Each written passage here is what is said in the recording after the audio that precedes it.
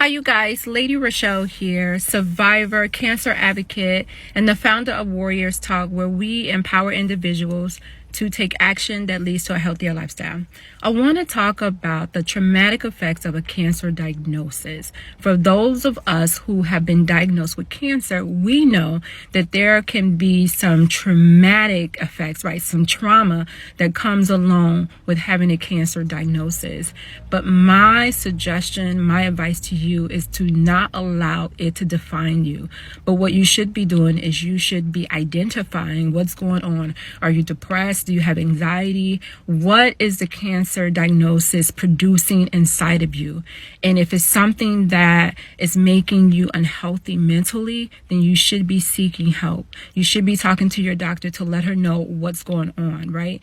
Because it can lead to things like substance abuse. It can lead to isolation. It can lead to things that you're doing that's not showing self-love for yourself when it comes to something that was trauma that happened to you, something that was traumatic that happened to you. A cancer diagnosis is traumatic. I don't know about you, but I was not expecting a cancer diagnosis. And when I heard the words, "you have cancer," I couldn't believe it. I was shocked. I'm like, me? You're talking about me? A person that exercises, that eat right, a person that's not out here doing anything crazy, yeah, you have a cancer diagnosis. So I'm telling you, don't allow it to overtake you. Don't allow it to make you give up.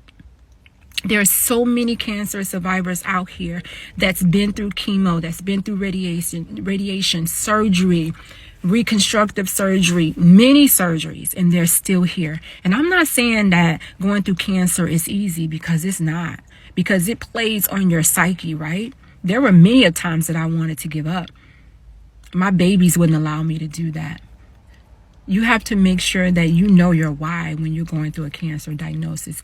It can be very, very disturbing, very traumatic, and it can take over your thoughts if you allow it to. But I encourage you to never give up.